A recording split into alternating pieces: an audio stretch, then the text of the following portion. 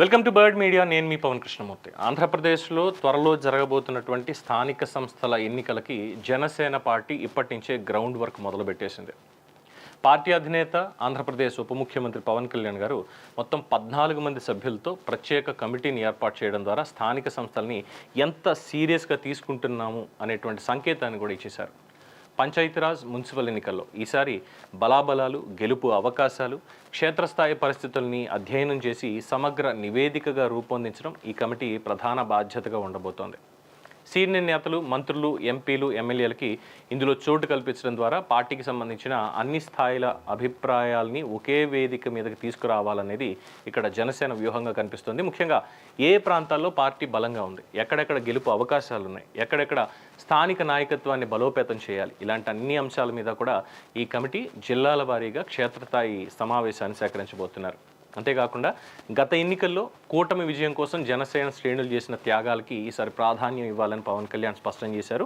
కూటమి కోసం పనిచేసినటువంటి క్యాడర్ని ఎట్టి పరిస్థితుల్లోనూ విస్మరించకుండా స్థానిక ఎన్నికల్లో వాళ్ళకి తగిన ప్రాధాన్యం ఇచ్చి తీరాల్సిందే అన్న సంకేతాన్ని ఆయన ఇచ్చినట్టుగా మనం గమనించవచ్చు. ముఖ్యంగా 2021 స్థానిక ఎన్నికల్లో ఎదురైనటువంటి ఇబ్బందులు, ఒత్తిళ్లు అవన్నీ మనకు గుర్తున్నాయి.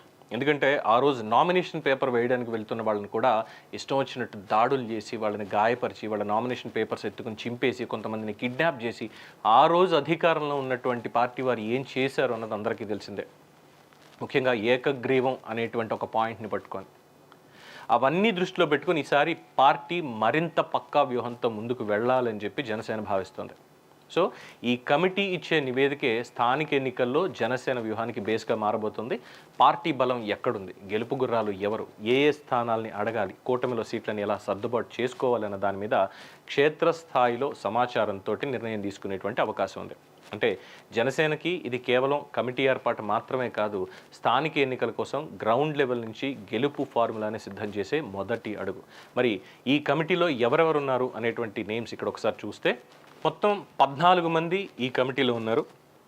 శ్రీ మండల బుద్ధప్రసాద్, టి శివశంకర్, కందుల దుర్గేష్, వల్లభనేని బాలశౌరి, బొలిశెట్టి శ్రీనివాస్, దేవ వరప్రసాద్, సిహెచ్ వంశీకృష్ణ యాదవ్, లోగం మాధవి, పచ్చమట్ల ధర్మరాజు, చిలకం మధుసూదన్ రెడ్డి, కొటికలపూడి గోవిందరావు చిన్నబాబు గారు, అండ్ సామ్నేని ఉదయభాను, యనమల భాస్కర్, కొరికాన రవికుమార్. మొత్తం ఈ 14 మందితోటి క్షేత్రస్థాయిలో పార్టీ శ్రేణుల ఆలోచనలు ఏంటి, కూటమి పరంగా వెళ్తే కూటమిలో ఎక్కడెక్కడ మనం సీట్లు అడగాలి, ఎక్కడెక్కడ మనం బలంగా ఉన్నాం, ఎక్కడ ఏ విధంగా మేనేజ్ చేసుకోవాలి, ఎక్కడ సర్దుకోవాలి, ఎక్కడ బలంగా నిలబడాలి, వీటన్నిటినీ కూడా స్క్రూటినీ చేసి వచ్చేటువంటి ఎన్నికలకి ఇప్పటి నుంచే సమాయత్తం అవుతున్నారు. Before he's going to Kerala ఒక 20 రోజుల పాటు అక్కడ వైద్యానికి చికిత్స తీసుకోబోతున్నారు. ఆయన షోల్డర్ ఆపరేషన్కి సంబంధించి, అలాగే ఉన్నటువంటి ఈ అనారోగ్య కారణాలు, వీటన్నిటికీ కూడా చికిత్స తీసుకోబోతున్నారు. సో ఈ 20 రోజుల్లో ఈ కమిటీ వాళ్ళందరూ కూడా క్షేత్రస్థాయిలో క్యాడర్ తోటి, లీడర్లతోటి, మొత్తం అందరితోటి సంప్రదించి ఏదైతే ఎజెండా సెట్ చేశారో దాని ప్రకారం ఒక రిపోర్ట్ని రెడీ చేసి పవన్ కళ్యాణ్ వచ్చేసరికి అవన్నీ కూడా తెలియజేస్తారు. తద్వారా వచ్చే స్థానిక సంస్థల ఎన్నికల్లో ఏకగ్రీవం అన్నటువంటి పాయింట్ కాదు, పోటీ ఇచ్చి ప్రజల్లో మా మీద వ్యతిరేకత లేదు, మీరు చేసిన తప్పులకి మీరే అనుభవించాలి అనేటువంటి ఇంకొక లెసన్ని వైఎస్ఆర్సీపీకి మళ్ళీ నేర్పించడం కోసం ఈ కఠినమైనటువంటి ఈ శిక్షణ లేదు, ఈ మొత్తం ఈ ఆపరేషన్కి ఆయన సిద్ధమవుతున్నారు.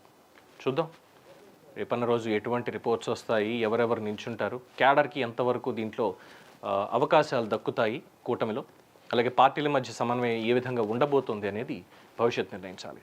ఇది దీనికి సంబంధించినటువంటి update. For more updates keep watching the bird media. ఈ వీడియో మీకు నచ్చినట్లయితే లైక్ చేయండి, షేర్ చేయండి, సబ్స్క్రైబ్ చేయండి. మరిన్ని అప్డేట్ల కోసం మా వాట్సాప్ ఛానల్ను ఫాలో చేయండి.